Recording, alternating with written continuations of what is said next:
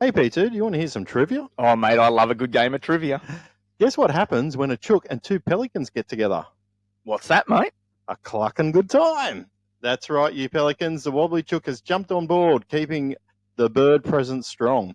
Whether you like a pale ale, brown ale, IPA, or a lager, the wobbly chook has you catered. Crafted from Yamba's finest chooks. Better still, Mick, how do we get some wobbly chook? That's easy, P2. Jump online at www.wobblychookbrewingco.com or pop in to 26 Cole Street in the heart of Yamba. And have a clucking good time. Cluck out. Cuckoo! Always remember, don't be a mud gudgeon and drink responsibly. Welcome back to another episode of the Two Pelicans Podcast. So you would have just missed that. G'day, you Pelicans. Here he was. You were sort of hung up on his door. Go and have a good time with them a bit later on.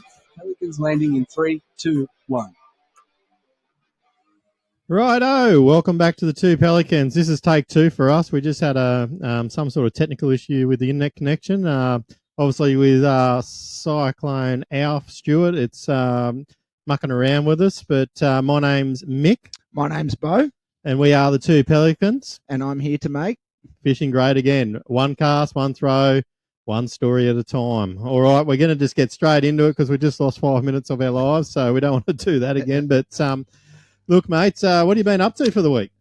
Quick little recap, bit of fishing, ducked out to Nimboida, back to the roots with Damien, put the kayaks in, a little bit of yakking around down to the weir, throwing a few lures, good old River Kings doing the damage. Want to check them out, go see Mo Tackle and Joey at the Casino Outdoors.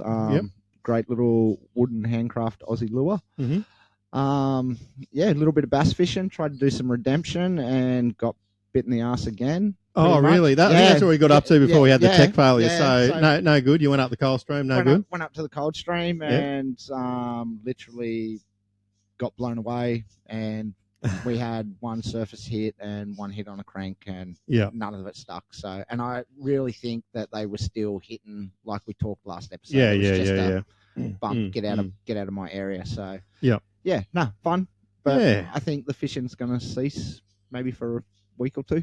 Yeah, no, that's exactly right. It's I was watching this all unfold and thinking about the ABT that's coming up, and look, I actually went up to and seen Joey there yesterday at Casino Outdoors and Disposal to get some gear off him, and while I was up there, I got some dirty water specials that I'd use in this river, so I did stock up on them because Yellow Hide Up 150. No, not quite. You didn't get the right one then. This is for special broom fishing. So anyhow, so long story short, we're going to we're going to be fishing dirty water for that. But look, my week, a bit of a sad sort of story. On the weekend, I went and fared well someone that we knew, and unfortunately under the very sad circumstances. But I've got a story from there. And look, I got up Saturday morning quite bright-eyed and bushy, decided to go for a walk along the beach and go for a bit of a swim in the beach before it got too big. And as I'm walking down the stairs, I'm in this unit complex, I'm walking down and I look over and here's this bird sort of just tied up. This could go anywhere. Tied up in like a little bloody, what do you call it, like a rug. And I'm thinking, first thing is I'm sort of thinking to myself like... Let's tied up or wrapped up? Wrapped up in a blanket. And long story short, I'm thinking, oh God, I hope she's okay. I hope there hasn't been like a domestic or anything, you know what I mean? And anyhow, I get out there and I'm like, oh, are you okay? And she's like, oh, I need to get back onto level 4. I've locked myself out. Anyhow, she's got up and I'm under the blanket. There was just nothing on, right? It was just, strange moment. And anyhow, long story short, sitting in the elevator and I'm talking to her and she's like, oh, yeah, I went, let someone out and bloody forgot my key and all that. And, I think most people can sort of imagine the situation that she's let herself. It might have being on the Gold Coast and all. She might have just had a mate turn up or come home with a mate, and just obviously went to let the mate, whether that could be she or he, who knows? It's 2025. Could be a cat. Could be could be an animal. Anyhow, long story short, she ended up going up to our floor where she had some friends, and they let her in, and I'm sure that'll be a great story for her to tell in years to come. What a gentleman! What a gentleman! Yeah, so look, I could tell that she was like super embarrassed, and I was about to say, how many shades of red did she go? yeah, no, she was a little bit red. Yeah, so anyhow, we did that. Yeah, what else did we do? Obviously, went and got some more wobbly chooks. Shout out to the wobbly chooks, drinking some mother clucking mids. Finally got down to Yamba and done that last week, and also picked up another propeller at the old Yamba Yamaha. So yeah, just gonna whack that on. Hopefully, get a couple more Ks out of it. Haven't tested it yet. I was a bit slack. I got home Sunday from the Gold Coast and forgot that I didn't charge anything up from our last time in the boat. So it just sat there on the supercharge for the next day or so. Now it's charged up and I really can't go anywhere. So, yeah, you know, look. Sneaky trip to Copeton? Yeah. Oh, sorry, there's no broom in Copeton. We can't go to Copeton. Yeah, look, the other thing too, like, I just went and had a look at the show over the last week, our analytics and a few other things. You guys are responding well. Looks like P3 will be remaining in the role, which is always good. But look, we've had an amount of people obviously jump on board. You know, our numbers are increasing. We've got about 12 solid listeners from the United States, so hopefully that's Tommy and Carl and maybe a couple other expats. I don't know. Come on, Wheeler. Show us that you're listening. But and then we've got I think we had a few over in Canada, a couple in South Australia, whatever. And look, you legends are supporting us, and we really appreciate it. Thanks, guys. But what I'd like to do is just get onto the wheel. What is it now? Okay, so the end of this month, right? What we want to do, we want to get more people onto our YouTube channel, Two Pelicans Podcast. Look, we're uploading all the original videos. It's taken me a long time to cut out all Joey's P's and Q's. I had to leave a few in there because I would have been there all day, right? So let's face it. But there would have been no video. Yeah. But look, towards the end of the month, what I'll do is we'll do one of these another Daiwa. Where are they? Where have I put it? Oh, I don't know. I've got it here somewhere. Give me a second. Is it there? I don't know. I had it here. It's just gone missing all of a sudden. There it is. Look, prize pack. There it is. Bo's got it. There we go. So, look, what we want to do, send us a message. Show us that you've liked and subscribed. If you already have, sweet. Just send us a message and said that you've done it. Okay. And then, we'll just give away this Daiwa Bait Junkie prize pack. It's also got a golf ball in it. So I just noticed that. P2 thought that there's an added bonus when I was up there yesterday. Now, the other thing while I was up there yesterday, we've got P3's initiation here. Oh. We've got the Pelican hat. The Pelican hats are back. There we go. So I've got them on. Was this Joey's? I don't know. Does it smell like rum? Yeah. Yep, there must have been. So, so there we go. But it's a bit hard with the headset and all that, but you'll figure it out. I don't know. It's just sitting on my head. It must be a natural thing. So, look. So I did go up and see Joey there yesterday. And I think, what have we got there? The other thing was too, I don't know if you want to talk about this, we got called out by a truckers podcast. Yes, I was going to. They're going to love that. We did get called out. So, what are we going to do about that? I don't know. I can't do the next round. I don't even think the next round's going to happen. Okay, right. Let's be honest. Let's be hypothetical. But look, after that, at some time this year, I'm more than happy to do it. Yeah. So we got called out by the One More Throw podcast and that Nugs and that. So their podcast dropped last Wednesday, and my phone lit up like a firecracker. Yeah. You've also got a few mates to listen to it. Yeah, nice. So, boys, there will be a contest. There will be one. Yeah, and that's right. we'll make the wager interesting. There was actually, it's funny you should say that because actually when you and I were down at the last competition, I think it's a certain couple of people said that there need to be a battle royal of podcast fishing or some shit like that. So I don't know, might make a WWE podcast belt or something. I don't know. Yeah. We'll see if P2 could make us up something. Yeah, actually, on that, I did tell P2 about this, and P2's response was, "What in the fuck didn't they ask me to do it back then?" He said, "I would have done it." Blah blah blah blah. He started carrying on. I said, "Well, mate, you can take my spot because apparently he said that yes, you can substitute someone in or some shit. Well, I did think about that, but Right. but then I thought, well, I thought about it a bit bigger of a concept. I was like, why don't we do 3? Oh, 3 in a boat. Well, we could do 3 in a boat, but we could do a bass, a brim, and then just to help Joey out, because if it was a bass, he'd probably lose by 10 grams or something like that. He's on our team. Oh, I know, but it's still stir the pot with him. We might throw jewfish in.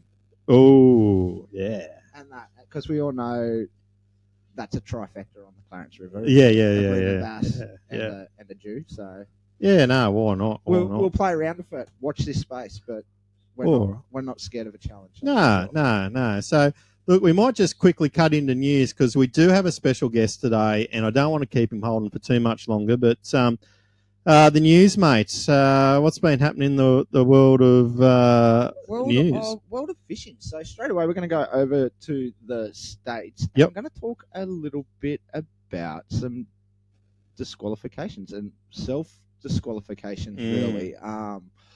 I'm not too big on the bass scene overseas. Like I dibble in a little bit. So a lot of this information. Don't quote us. Don't quote me. I'm finding it's blowing my mind, and I'm like, wow, like this is a whole nother league of fishing, which it probably needs to be because prize money's. Look, it's next level, isn't it? $100,000. It's next level. But we now have people disqualifying themselves in honesty, which is great, but it's got to take some balls to disqualify yourself over what I would call normal shop talk. So what's happened essentially is Scott Martin's called himself out. A bit of tackle shop talk, you could probably say. Would that be the right lingo? Yep, from what I've got from it. Yeah. Anyhow, he's called himself out, and I don't know whether, he's gone away and just gone, oh, shit, I shouldn't have done that, or someone said to him, oh, you shouldn't be saying that, or I don't know. We don't know the whole ins and outs of it, but I think he went on Bassmaster and explained the situation anyhow. So if you are interested in that sort of stuff, just jump over to the Bassmaster stuff. Pretty much what, from my understanding of it, is guys there talking fishing. Someone's gave him a little bit of information on Okecheme, which anyway we all know he probably would have been in the top 10. He's pretty much a local. Yeah. So we do know locals choke, but this guy is a gun and doesn't choke. And look, someone might have just said to him, "Oh, I was catching them on South Bank on frogs," for example. Probably wasn't, but anyway. Yeah. And it's information like that causes these guys to have to drop out of what cost is a $10,000 entry fee. Like, they don't get that entry fee back. No, that's it. There's no, we'll sort you out later, pal. But probably the other big thing that a lot of people don't think about is, $10,000 entry fee, But then it's these AOY points and all that. It all adds up, doesn't it? And that, but not only that, it's the feedback that gets to his sponsors that they haven't.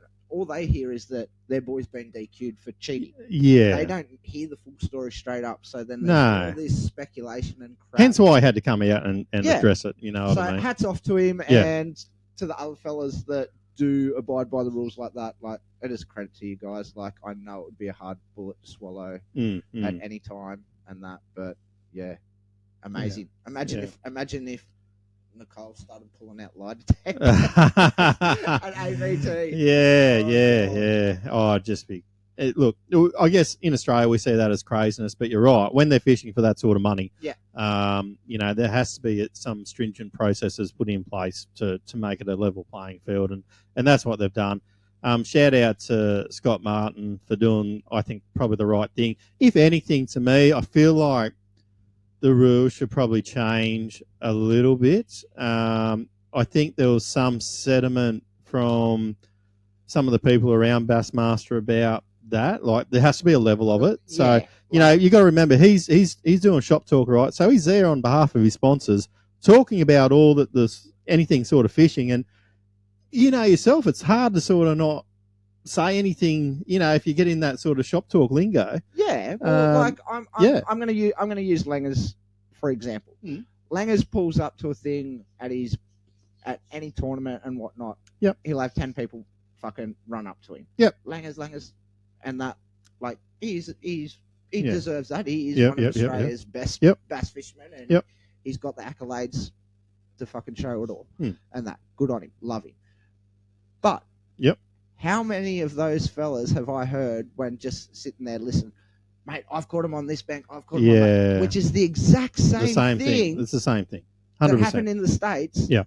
And I'm not saying Langers used that information to catch fish. Not whatsoever. I'm just using it as an example of this is what's happened 100%. over in the States, and this is the example of it in Australia. So don't everyone fucking overthink that and go, oh, Bo's having a shop. Not having a fucking shop, right? You got it right there. I like it. But no, you're exactly right. Look, ABT, their motto is who shares wins, it's just a different world over there. But, it has to be. But I think this might, maybe the people that sort of govern these rules might look at it and review it to a point. Right? To a point. So, from a sponsor's point of view, you want to see these people out mingling with people. You want them talking fishing. You want them talking about their products. Yeah, that's exactly right. That's why they're sponsored. That's right. So, it's a strange one. I don't know how they fix that, but I think in my head, and I'll probably be maybe called a mud gudgeon in this, that I think that rule's probably gone too far in that instance, right? And to be totally DQ'd as well, I think it's gone too far. I know there was a lot of shit happening last year around stuff, and there was a lot of detector tests done and all the rest of it. But there has to be, I don't know whether there's a committee or a judiciary sort of thing that they have. Maybe they need to do that and assess these things on a case-by-case example. The other thing that you don't want to do, you don't want like all these 100 anglers turning up going, oh, shit, did I say something about that? Oh, but the right? other thing is what the fuck are you meant to talk about? Like, I love fishing. I love fishing, and when I'm with the boys, it's fishing. 100%. Girl, sport, fishing. Yep. What are we going to talk about? Yeah, 100%. And also, look, we'll probably leave that one there. And just quickly, a shout out to the Australian cricket team. You got beaten by India. You dropped Kohli. I don't know why we've got half the people in there. I'll be called a mud gudgeon for that too, but I stick by it. It's time to get rid of the Australian selectors. Yeah. Out. And what do you think about that? Yeah. All right, guys. Look. We're going to go down a little bit of a different avenue today in the topic, and I thought this was sort of something that I've been wanting to do for a while, but obviously had to wait till the next tournament season come around. And I guess one thing is, for people that may listen to this show, they know that we do talk a little bit or a fair bit about tournament fishing, and I thought it'd be good to get a perspective of potentially someone that's done maybe a non-boater for their first time. So in the interest of the good old ABT, I did reach out to Morgo and said, hey, mate, do you know anyone that we could sort of just have a quick yarn to about in relation to their first comp, whether it be a boater or a non-boater? And he gave me a few names, but look, I'm just going to get him on the line now, and hopefully it comes through on the phone. Oh, that's nice and loud.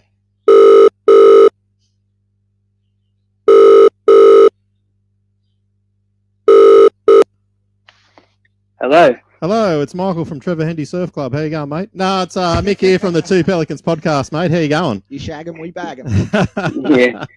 Yeah, not too bad. Hey, mates. Look, I was just before we gave you a call, we just gave you a bit, the listeners a bit of a background about this week's topic, and what we wanted to do was speak to someone that's sort of just taken on. And I hope I got all this information right, or else I'm going to end up like a mud gudgeon. But look, from my understanding, you've just competed in your first non-boater ABT event. Is that right, Mick? Yeah, that's right. Okay, so look, everyone, this is Michael Vukic, and did I get that right, or was it Vukic? Vukic. Very good. So look, I thought it'd be great to have you on the show just to get some insight of how your first tournament went. Everything from leading up, going through it to potentially the end of it. to just sort of get a bit of an idea, and hopefully your experiences too, sort of potentially, might bring the next generation into tournament fishing. Now your surname resonated with me pretty early off, and are you Mario's young fella? Would I be right? Or yes, I there am. you go, right? So you're coming from a bit of tournament royalty right there. So, but anyhow, tell us a little bit about Michael and what he's been up to, how he got into fishing, and all that kind of jazz. Yeah, well, like you said, Mario's my dad, so that was sort of a given. I was always going to end up being a fisherman, but I have done fishing competitions for a while. Okay. I just did the Vic Brims. Yeah. Okay. Yep. For like a few years now, and I just decided this year to do my first, mainly because I wanted to do them for a little while, but I think the minimum age is 16. So yeah. Righto. So so how old are you? 16. Yeah, 16. Right. All right. Does Mum and Dad know that there's a bit of swearing on this show? Yeah, I'm sure. I'm almost regretting my first statement now. No, it's all right. Look, we'll be good. So right. So how good's that? You're only 6. I didn't even know this too. I'm just going off Steve. I knew you were young. I was going to say you're a young fella. I thought you might have been old enough to have a wobbly chook, but anyhow, that's all right. Hey, so you've gotten into doing a few comps. I'm assuming with the old man, or you got some friends that do other comps as well, or? Yeah. Just with Dad. Yep. We've done them for a while. I remember my first competition was in Malakuta, actually, and I had a great time doing that. I might have been, I think, 12 or something. Or yeah, nice, and a nice fishery as well. Yeah, it is. Yeah, it's a great place. And now your first comp was that Malakuta? Yes, it was. Okay, righto. Yeah, righto. Cool. All right. So, look, I think what we want to know is, it sounds like you wanted to do them. You've done the right thing and waited to the age, I suppose. What were your thoughts going into it as a 16-year-old too? Because it's a pretty a lot of people sort of look at, I guess, tournament fishing. There's a bit of stigma around, I know, people that think they know everything and all that kind of stuff. But what were your thoughts going into it? And obviously your father would have said, you'll be right, son. But what were your thoughts? Well, I was a bit nervous because it was my first time just fishing for myself, and I didn't have Dad to rely on if I was having a bad day. It was just sort of, just me fishing. And, it was like I felt pretty nervous, like a few days going into it, and just sort of, But I did a lot of preparation. Dad and I always just sort of sit around together at home and mess around with lures and all sorts of stuff, and we made up a good little pack for myself. Yeah, nice. And I guess that's one thing that you sort of you've got a relative that's been in it for a while now. Which, been there, done that. Definitely knows the ins and outs and the few little tricks that means that you don't have to carry 10 kilos instead of 3 kilos. So I guess that was the thing. Look, we'll talk about tackle in a second, but what rods and reels, line, and that did you sort of pack for this event? Well, I had 4 rods with me. Yep.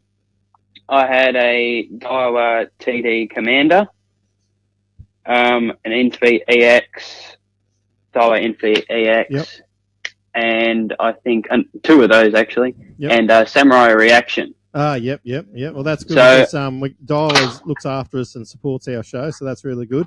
And I'm not going to lie to you, I have a quiver of Samurai blanks in my shed, so I got someone to custom make me a whole bunch of rods. But, I've got Samurai in my kit.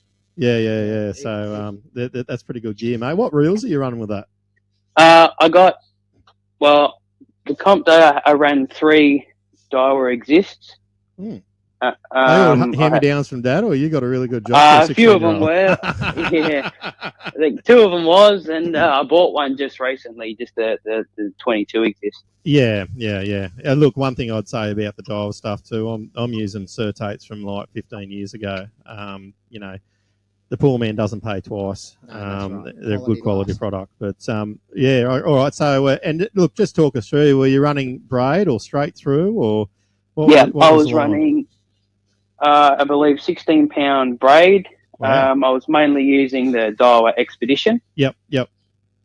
And yes, with maybe 2 rod lengths of 4-pound leader. Okay. Yep. Oh, yeah, okay, righto. Yeah, nice. Okay, all right. So we've got there. How are the nerves when you got to briefing? Because I think like any sort of fisherman, like I sort of, even me personally, I haven't done it for a couple of years now, but I'm going to go back into it. But there's obviously a little bit of nerves, especially for an on-boater too, because you don't know who you're going to be paired with. But then there's the great there's the greats that you do want. Like everyone's that's great. right. Don't get me wrong. Everyone's great. Yeah. Every dog has their day, but there's certain people that you just love to be paired with. Not because you're going to win, just because you know you're going to learn a lot out of that day. So. Yeah, that's right. Because I've been to a lot of briefings in the past, so they weren't too foreign to me. But it was pretty nerving just trying to figure out. Well, not trying to figure out, but just waiting to see who my boaters were going to be. Yeah. And I knew a lot of people in the field. Yeah. And a lot of them obviously know Dad, and I've just sort of met them on the way. Yeah. But yeah. Okay, so I'm going to have to ask, who'd you get paired with? So on day 1, I had Tom Deere. Oh, Tommy nice, Deere. Tommy. I love Tommy. Yep. And day 2, I had Mitchell Blomqvist. All right, I'm going to put you on the spot. Who was better? Ooh. Well, it was. I reckon day 1, Tom had a much better day than Mitch Blomqvist on day 1. Yep. But I believe Mitch did fish edges, and edges I believe didn't do very well during that comp. So I think later on Mitch did fish in the deeper water, which is where we fished on day 2. But I definitely had both great day fishing with them. They're both really good guys, and it was real fun. Yeah, fishing with both of them. Good answer, mate. Good answer. Yeah. Because look, I know Tommy. I've fished with Tommy as a non-boater and that. But Mitch, I don't think I've ever met. So, but that's really good to hear. So, I guess we'll talk about your techniques over the 2 days, if you like. So the first day, I think you mentioned you were fishing deep. So is that out in the main basin in and around Malankuta there, was it? Or? So, it was more of the bottom lake. So in the deeper water, there was kind of a rise. So there was a sort of a big hump that would come up in the middle. Mm-hmm. So most of the water is about, say, 13 to 12 foot, and then it would come up to maybe 8 foot. Okay, yep. I believe Tommy and I on day 1 started with that. And I was lucky enough to pre-fish with Peter Brukel. Oh, yeah, Peter. Yep, know Peter pretty well, yep. And, and his big flashy boat. Yeah, that was pretty good. Not as flashy as your dad's, is it? No, it's a little bit better, I'd say. Yeah. No, look, Pete's pretty good there too, and he's obviously consistent down in that area as well. But no, that's really good. So you couldn't even get a start with your dad. That's pretty harsh. Yeah, I think before I entered, he already had a non-boat already lined up on pre-fish. Okay. Yeah. And I mainly figured out that the deeper water was working on pre-fish. Mm-hmm. So I believe it was my first and only lure that I really threw for the most of the day was the Eco Gear Black Vibe and 40 mil. I think it might be the VX. Yeah. VX5 and 40 mil, and just that black color with the orange belly just sort of did it for me on most of the day on day 1. Mm. Yeah, well, that's they're a pretty consistent lure, aren't they? The old VX lures. So. And it doesn't really matter if it's brim or no. So anyhow, so you got them down deep on the blade. Did you change up any techniques throughout that day on the first day? Not really. We sort of went to a few different spots, but yeah, just start doing that same thing. I got one. My biggest fish on day one was, I think, my last fish on day one, and it was actually on a 2.5 inch bait junkie minnow in I think red herring. Yep. And it was blowing a gale at that stage, and I was fishing that with a 1/8 jig head. Okay. Yep. Righto. All right. So you got off the water on the first day. Where were you sort of sitting on after the first day? Do you sort of remember that? Yeah, I was sitting second overnight. Oh, second. Right. You're killing it. Yeah. And I guess how was after it? Did you obviously set up some more tackle for the next day? Did you speak to your non-boater about how to fish or techniques he was going to use on the second day before you got to the boat ramp?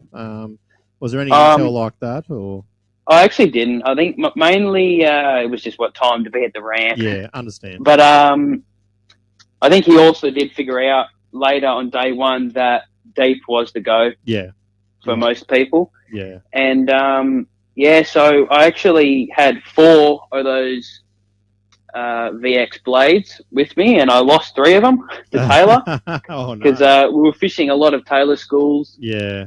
And it just happened to be where the brim were. So we lost a lot of gear. But obviously having Dad, he kindly gave me a whole bunch of them. He had a heap of spare. The old bank of Dad, eh? Yep.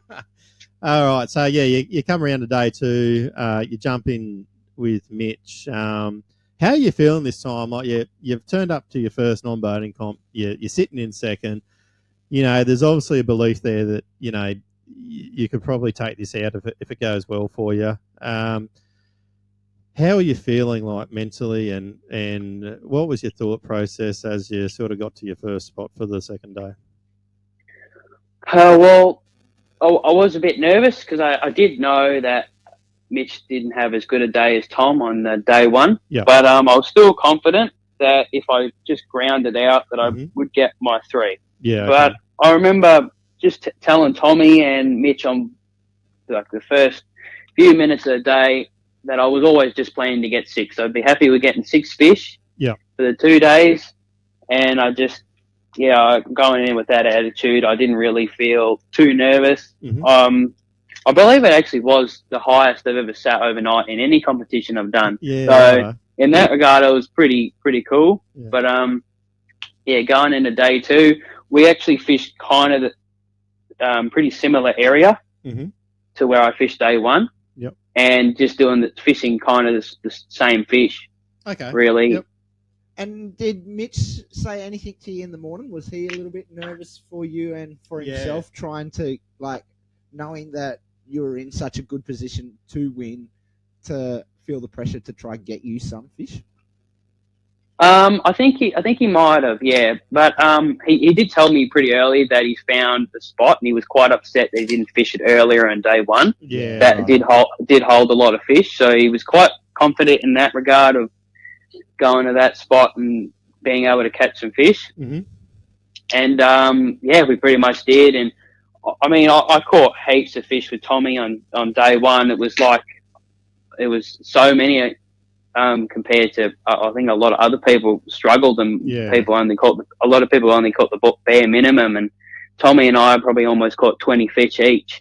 There's always got to be those guys at the club. There's always got to be one group of them. Well, and that's right. And that's right. And people find and people don't.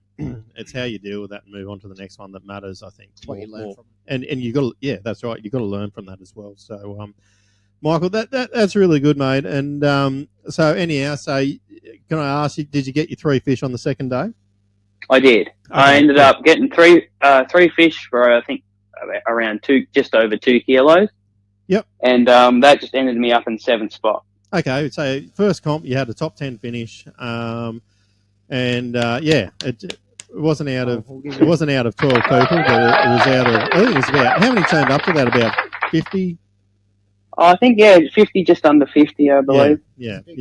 No, that's really good. All right, so now I'm sure Steve will be happy with some honest feedback here. But how did you find the concept? Did you enjoy it? Are you coming up to the Clarence in a few weeks' time? Probably not. Not in the way of. It was definitely a great comp. I had a really good time, but I'm still obviously in school, and Dad doesn't want me to miss too much of that. I am doing all 5 of the Vic Brims this year. Yep. But I really wanted to fish Malakuta just because I do know the system pretty well, and I know if it gets hard, a few sort of tricks of what to do when it just you have to grind it out. Mm-hmm. All right. So, are we going to see a return for you back in the ABT at some stage when you get a little bit older? Yes, for sure, I will be. And you like that concept as well, because first as a young fella, I mean, obviously you've seen your father go through them processes there and go really well as well. But you would have, I mean, how did you find that concept of fishing the 3 fish? You get to go with someone different. How did you find that? Well, yeah, it was quite interesting because it was my actual first ever app comp. Oh, yes, true. It felt quite weird to throw the fish back in the water once you caught it. As long as everything's written down and photos are taken. That's right. Yeah. And look, I think, there's a lot of people out there that somewhat don't like the idea, but there's a lot of people that understand why Steve does it. Obviously, there's obvious reasons why he does it in Lakes Entrance. We don't have to sort of have any validation around that. But I think keeping it as a Victorian thing, I think it's a good thing. And obviously, I love it for the bass. It's a 5 bass limit. We've had a previous host on the show come out and say that you sort the kids out from the men when it's 5 bass as well. So there's definitely, and you know what, as the greenies move in, it's probably going to be the way it's going to be. My personal opinion is, I reckon with those ones, we still bring in one. Just one to show off. Your big donkey. Just for big bass. So we're bass. Or brim. Yeah. Well, this is a problem, right? So and back me up here, Michael, because I'm not a Victorian. But in Lakes Entrance, you can't keep a brim over 38, can you? Oh, yes, that's right. Is that right? I don't think so. We don't really keep many brim as it is. Yeah. But I think that is the how do they do it in the big legal. classic? Are they allowed to just let them go afterwards? Is that okay? Yeah, so you're allowed to keep anything. I think it's all about getting permits and all sorts of stuff like that. Because I'm sure Bill that runs the Vic Brims, he's always had all the permits with all the shires and councils and that, and he sort of got the okay with every single comp, because every comp I've fished has been weigh in, and I think every single comp in Vic Brim has actually been a weigh in. Yeah, right. Okay, that's good to know. Look, what I'll just say, away from the whole, I guess, fishing tournaments and that, your favourite fish to go after? Probably brim. Brim, I've done it for a while. I'm just sort of getting into a bit of bass and other things, but coming to the dark side. yeah, that's right. What's your favorite? What's your go-to brim lure? Only had one to pick from. One to pick from? Yep. Right now, probably. You can't even get them actually anymore. That's I think what it's we like. Tell us. It's the Squidgy's Bio Tough Wriggler in Bloodworm. Yeah, Bloodworm. Yeah. They just went up $20 a packet more on Marketplace now. Now, look, I'm just going to go throw some goss out there, right? We're talking about people that win boats and what they do with them over a discussion that we had last episode, right? Now, I know for a fact your father won a boat because I fished in that competition, and I was about, I don't know, maybe 600 grams behind him or something like that in the grand final. But did he keep the boat, or did it go, or what happened with the boat? Well, we had lots of different plans of what we were going to do with the boat. Yeah. And he was going to keep it at one stage. I think he was, and then right now I think we're trying to sell it. We've been trying to sell it for a while, so we still have the boat. Okay, that's what we want to know. We actually have it, but we're still trying to get rid of it because we're actually going to build a house in Malakuta. Oh, nice. Just as a holiday house because we obviously love it so much. So it's a magical trying to spot. sell it off. Yeah, anyone that hasn't been to Malakuta, it is just a magical spot. I've only ever got to go down there and fish once. I wanted to try and get there this year, but I just couldn't get things organised in time. But look, it is a cracking spot, and I tell all my friends or anyone that I talk to about fishing, even the flathead and that down there off their head, like I think a comp, I think I got like an 85 or something. Yeah. And the shoulders on that 85 are probably double the size of what you get up here. God, that is right. It's a great place. I think that I've been going there ever since I've really been alive. Every year we go up for around 3 weeks. Spend a lot of time over Christmas there. Yeah. Dad's been going up there since he was 6 or 7 or something. He's been going up there for a long time with his family, and it's just a great place. You can do the great thing about it is you can do so much. Yeah.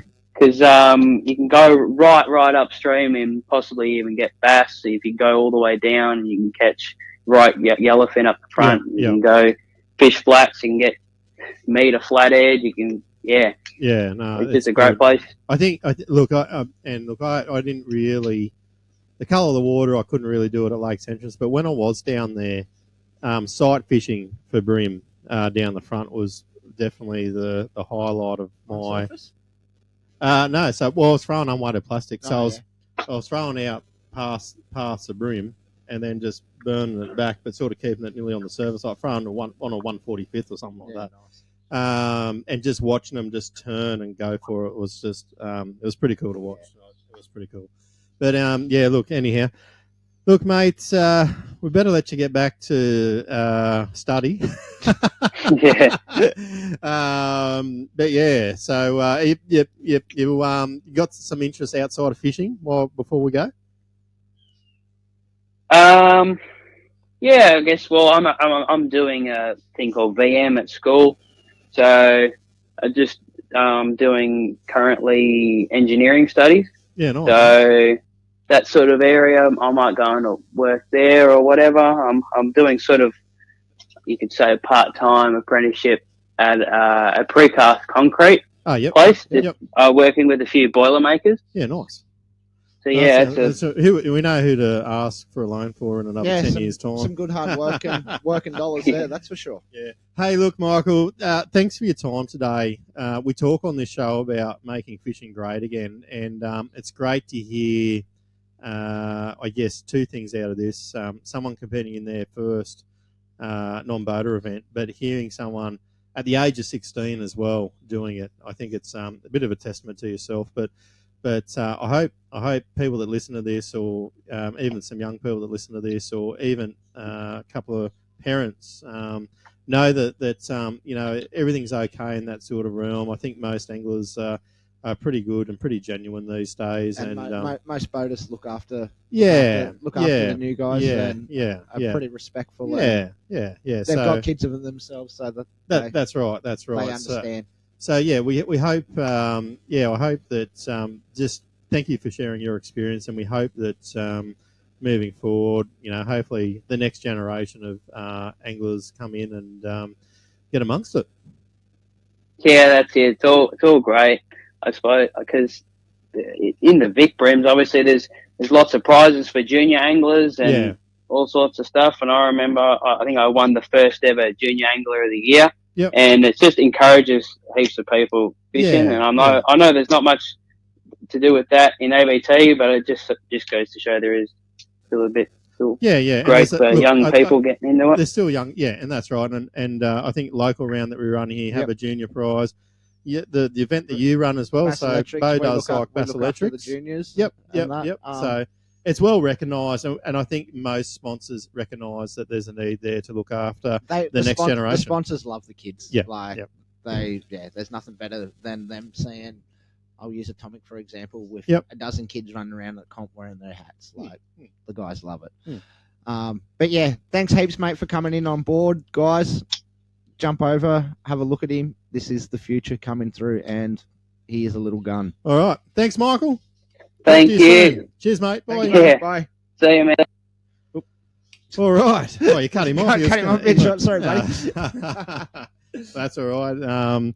Hey, look, but refreshing to hear. Young fella's perspective. A young fella's perspective, first time doing it. I think what I got out of that, and as probably young people, and I know too, when we did the Gamakatsu, when I first done tournament fishing, I was obviously 27, something like that. I started late bloomer. Just out of nappies. Yeah, just out of nappies, but. It was something about the Gamakatsu team series. Like, I would say probably 70% of people walked away. But I respect obviously what Steve's done as well. Like that's a premier fishing event, right? Yeah. And you're going in it to, go gangbusters. So, but I know. And shout out to Tom Deere and Mick. Sounds good like on you, he's Tommy Deere. great bonus Mitch, to the young fella for his first event. Yeah. And look, that's what it helps as well, having good boaters 100%. and making the experience great for the boat. Yeah, for the nonnies. That brings them back and grows our sport. The first time, I did it. I went as a non-boater once back in the day when there was, I would say, quite a different mix of people. Some not so good, and I only did it once. And I thought, you know what, I'll just want to take charge of my own destiny. And I get that. I've boated a couple of times, and I've non-boated a lot of times. I've had some unbelievable non-boaters, and I've had some non-boaters that were still unbelievable, but they were focused on a mission, and that was it. Look, that's part and parcel. That's part of that comp. You were going to get that. Yeah. And then especially with how ABT is now, that it's boater catch their fish, non-boater catches their fish, which I think is great, and I think that's what it needs to be. I don't. You're referring to the shared weight with the bass, aren't you? Yeah, shared weight. I think that was a good idea. And look, that was good, and that was a part of us growing and moving forward. Yeah, but it's individual. It was a shit show. Yeah. Anyway. Fucking non-boater won, and they caught no fish. I'm going to say. All right, look, we'll probably we'll end that one there, and I think I'm just going to go through. You got any mud gudgeons this week? No, I've got mud gudgeons for the future. Future mud gudgeon. Yeah, like future it. mud gudgeons. Yeah, you can't always throw them under the bus until it's been formalised that they're a mud gudgeon. Yep. That's right. So, guys, just with Cyclone Alfie, don't be a mud gudgeon and go out there and 100%. be stupid. 100%. If there's water P2, stay off that break wall. Yeah, the Jewies aren't worth it, mate. Yeah. Right? If there's water over the road, don't go over. Don't go through it. Like, going to look at the surf and don't walk out on those break walls. And that. Just like, if you want to look, just use your head about it, guys. I don't want to lose a mate this week. No, something stupid. 100%. Yeah, so look after yourselves. Yeah. My mud What about gudgeon. you? You got a muddy? Yeah. I've had an awful lot of trouble just trying to finalise the registration on my boat trailer for a lot of reasons that I'm not going to get into on this podcast. There's some reasoning there where I didn't really get any help. However, I've been to Service New South Wales and I've been told 5 different things 5 different times, and I've met all their requirements. And this guy comes up to me on the whatever day it was, and he said, "Oh, I don't think we can register this. The invoice isn't separated properly with boat trailer and this and that and everything else." I'm like, "You serious? Like, it's there. It is there. You know what I mean? The numbers are there." And he goes, "Yeah, but it doesn't say it's a boat trailer." And I'm like, "Wow, here's the company, something Basco Boats or Bancroft, whatever it was." Anyhow, he's like, "Oh, I'll just check with my supervisor." So anyhow, a couple of minutes go by. I'm thinking, what the fuck have I got myself into here? Yeah. Like, I'm never buying anything outside of New South Wales again. I couldn't even remember that it was this hard in my previous purchase. But anyhow, and he comes back and goes, "Oh yeah, we can do this today." And I felt acting like he's doing yeah. I done him the favour. I gave him the $400 fucking dollars for the bloody the cost of doing it, right? And so Service New South Wales, you're the mud gudgeon of the week. Well done. Well done, guys.